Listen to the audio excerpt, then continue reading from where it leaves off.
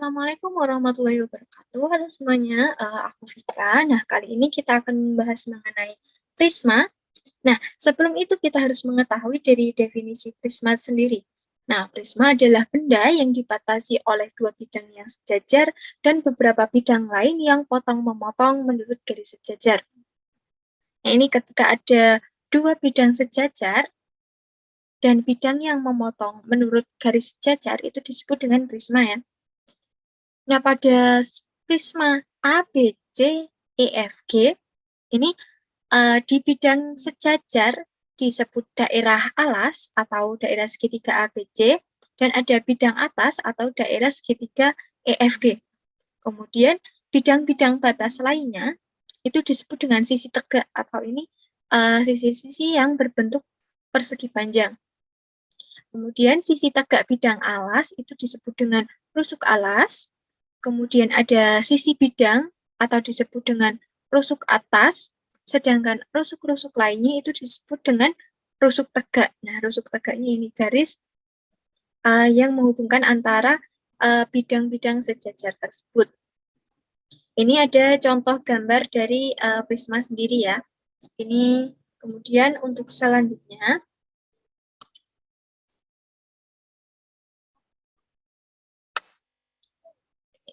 nah, jika suatu prisma itu beralaskan suatu segi N atau bawahnya alasnya itu merupakan segi N atau berbentuk segi N, maka prisma itu disebut dengan prisma segi N. Karena itu kita bisa sebut dengan prisma segitiga, kemudian ada prisma segi 4, prisma segi 5, dan seterusnya. Nah, dalam prisma segi N ini, maka ke N buah sisi-sisi tegaknya itu membentuk selubung dan disebut dengan selubung prisma atau selimut prisma. Kemudian ada juga garis yang menghubungkan dua titik sudut. Nah, masing-masing titik sudut bidang atas dan titik sudut alas yang tidak terletak dalam sebuah sisi tegak itu disebut dengan diagonal. Kemudian, bidang yang melalui sebuah diagonal bidang alas dan rusuk tegak yang memotongnya itu disebut dengan bidang diagonal. Nah, suatu prisma itu disebut dengan prisma tegak jika rusuk tegaknya itu tegak lurus dengan alas. Nah, jika tidak demikian, maka prisma itu disebut dengan prisma miring atau prisma condong atau prisma saja. Suatu prisma itu disebut dengan prisma beraturan itu jika memenuhi dua syarat, yaitu yang pertama prisma itu tegak atau seperti tadi rusuk tegaknya itu tegak lurus dengan alas, kemudian yang kedua bidang alasnya itu segi banyak beraturan. Oke, lanjut ke macam-macam prisma berdasarkan bentuk bidang alas dan sikap rusuk tegak terhadap bidang alas. Nah, yang pertama ini adalah paralel epipedum. Nah, paralel epipedum jika kita lihat dari gambarnya, ini alasnya berbentuk jajar genjang. Nah, untuk alas dan bidang atasnya ini berbentuk prisma, berbentuk jajar genjang. Oke, lanjut. Nah, untuk paralel epipedum itu merupakan prisma yang bidang alasnya itu berbentuk jajar genjang. Untuk sifat-sifatnya yaitu semua sisinya itu berbentuk jajar genjang. Bisa kita lihat di gambar ini. Untuk alasnya A, B, C, D ini kan berbentuk jajar genjang, kemudian E, F, G, H juga berbentuk jajar genjang, kemudian B, C, G, F ini juga berbentuk jajar genjang, A, B, F, E, A, D, H, E, kemudian D, C, G, H itu juga berbentuk jajar genjang. Nah, itu salah satu sifat dari paralel epipedum.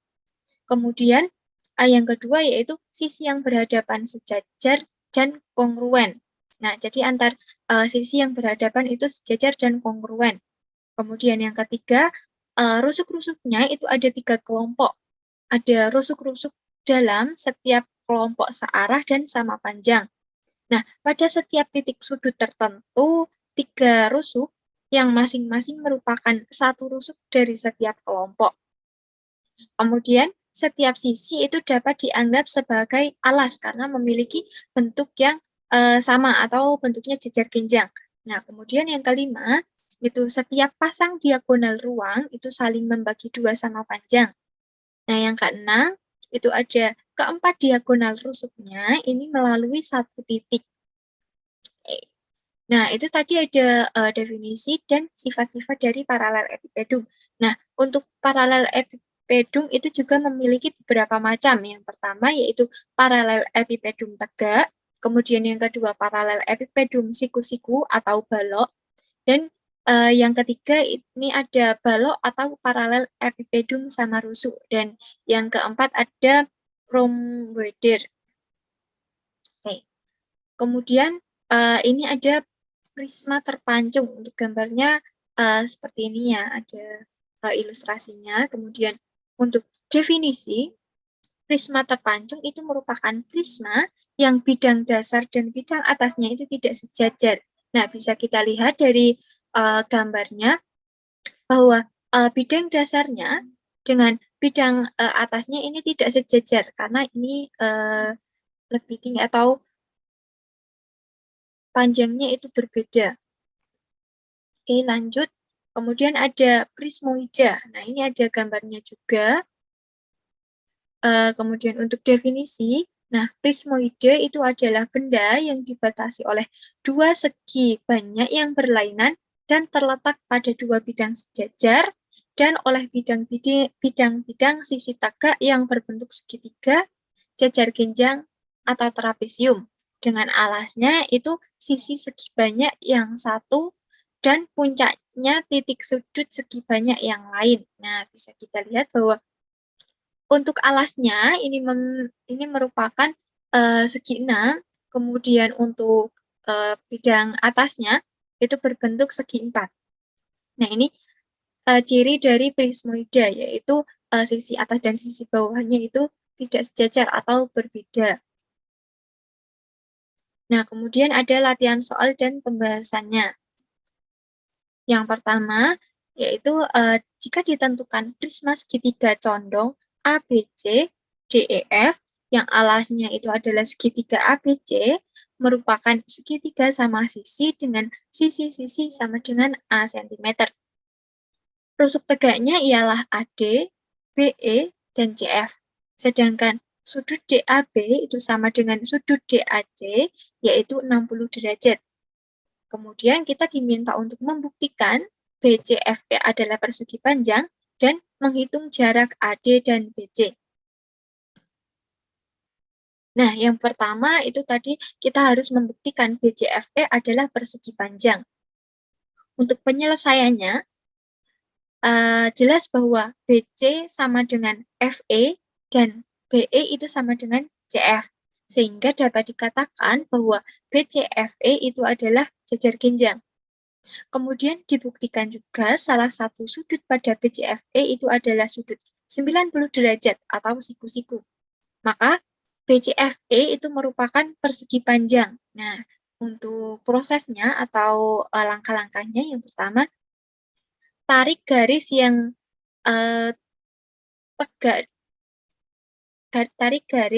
tegak lurus dengan AD dari B, misalkan titik K di AD, maka garis yang tegak lurus adalah BK. Kemudian yang kedua ada tarik garis dari titik K ke titik C sehingga terbentuk garis KC.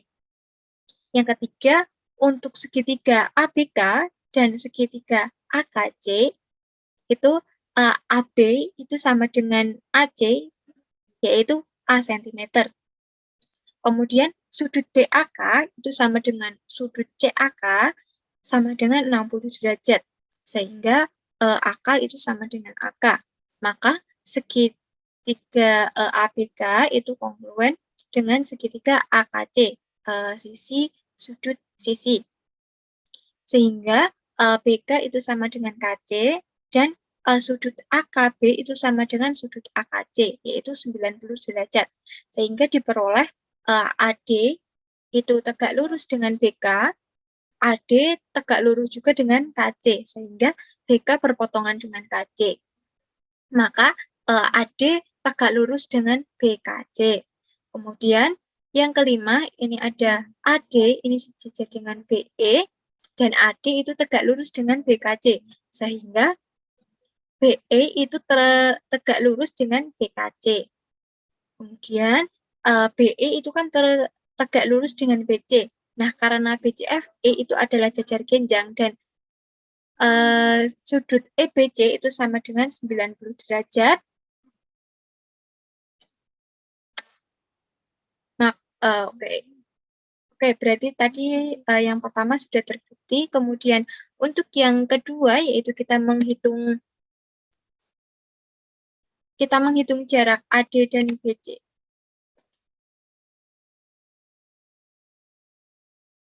Halo Mapers, gimana nih? Kan tadi udah dijelasin sama Kak Aida soal jarak, sama Kak Vika soal prisma, sama latihan soal. Kira-kira dari penjelasan tadi, udah pada paham belum nih sama materi yang tadi dijelasin? Oke, ini nih, di sini aku bakal kasih latihan soal lagi biar kalian lebih memahami tentang materi yang telah dijelaskan. Tadi kan Kak Vika udah ngasih soal ya tentang apa itu prisma. Oke, di sini aku bakal lanjutin kasih soal atau latihan soal tentang prisma juga. Langsung aja yuk. Ditentukan sebuah paralel epipedum ABCDEFGH yang alasnya itu ABCD berbentuk bulat AB sama dengan A cm dan sisi BD sama dengan A cm. Dimana rusuk tegaknya itu tuh ada AE, ada BF, ada CD, dan DH. Nah, masing-masing panjang dari rusuk tegak ini itu A cm. Dan diketahui juga sudut EAB sama dengan sudut EAD sama dengan 60 derajat. Nah, lalu apa sih yang ditanyakan atau yang harus kalian kerjakan di sini? Jadi di sini kalian diminta untuk membuktikan bahwa sudut rusuk AE tegak lurus dengan BD. Dan kalian juga diminta untuk membuktikan kalau AE tegak lurus dengan BDE. Oke, langsung aja yuk. Cekidot. Oke, jadi gini. Ini bidangnya ABCD EFGH. Nah, untuk yang pertama kita akan membuktikan bahwa AE tegak lurus dengan BD. AE itu ini tegak lurus dengan BD. BD ini. Jadi gini, AE ini dan BD itu dua garis yang saling bersilangan. Maka, untuk mempermudahnya, kita tarik garis melalui B ini yang tegak lurus dengan AE. Nah, yang tegak lurus dengan AE itu berada di sini. Misalkan kita kasih nama titik K gitu. Misalkan garis BK, ini garisnya, garis yang tegak lurus dengan AE dari B. Itu misalnya garis BK. Kemudian hubungkan titik K dengan D. Kita hubungkan titik K dengan D ini sehingga terbentuk garis KD. Oke, sampai sini gimana? Udah paham ya? Lalu kita perhatikan segitiga ABK. ABK dan ADK. Di mana AB itu sama dengan AD, benar nggak? Iya, yaitu A cm. Kemudian sudut BAK sama dengan sudut DAK, yaitu 60 derajat. Sehingga dari sini kita dapatkan AK sama dengan AK. Maka segitiga ABK itu ini sama dengan ADK. Karena apa? Karena sisi sudut sisi. Sehingga BK itu sama dengan DK dan sudut AKB sama dengan sudut AKB, yaitu 90 derajat. Sehingga diperoleh AE tegak lurus dengan BK dan AE juga tegak lurus dengan KD. Maka BK berpotongan dengan KD. BK ini berpotongan dengan KD, maka terbukti bahwa AE ini tegak lurus dengan BKD. BKD atau BD. Oke, kita lanjut ya. Untuk yang B, buktikan bahwa AG itu tegak lurus dengan BDE. AG itu mana sih? AG itu ini. AG tegak lurus dengan BDE. Oke, jadi untuk yang langkah-langkah yang pertama, kita lukis AG. AG ini garis AG kita tarik garis dari A ke G sehingga terbentuk garis AG, dan BDE. BDE itu sebuah bidang. Jadi dapatkan BDE. Akan dibuktikan bahwa AG tegak lurus dengan BD, di mana jelas bahwa AC itu tegak lurus dengan BD.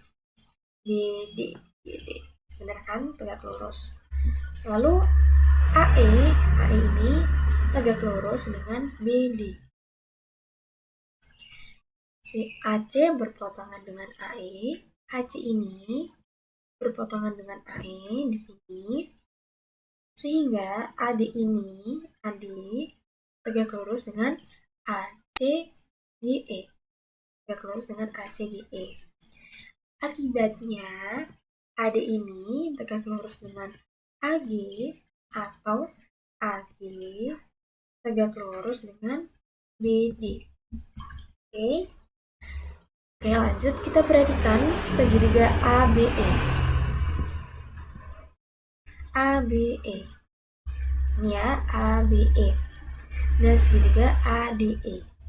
Jelas bahwa segitiga ABE itu kongruen dengan segitiga ADE. Akibatnya BE sama dengan DE. Kemudian kita perhatikan bahwa pada segitiga BED.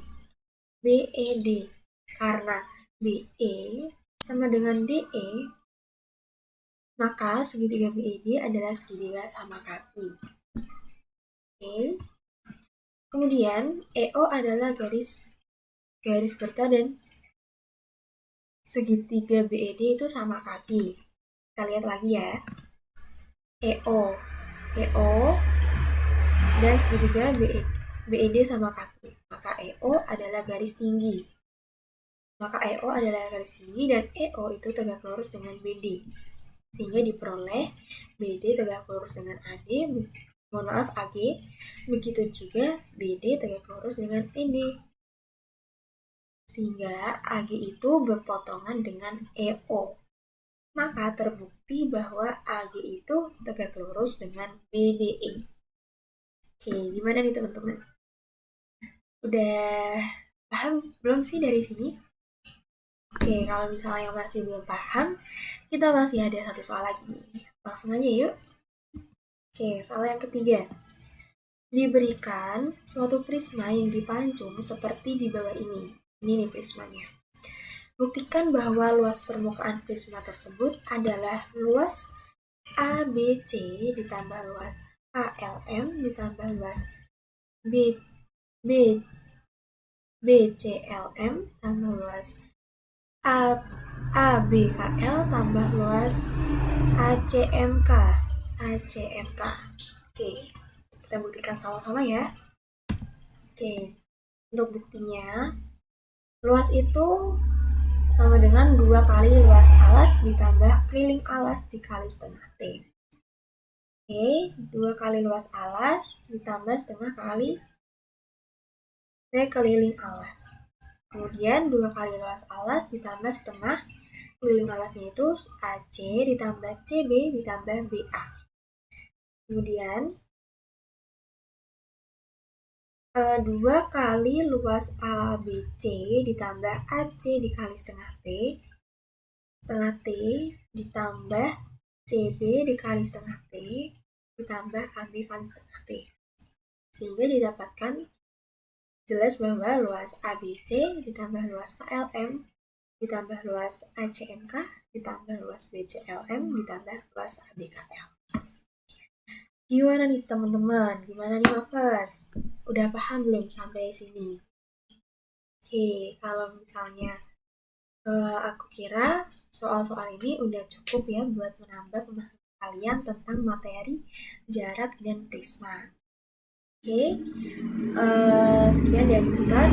Jangan lupa untuk like dan subscribe di MSC ini ya. Bye-bye. Terima kasih.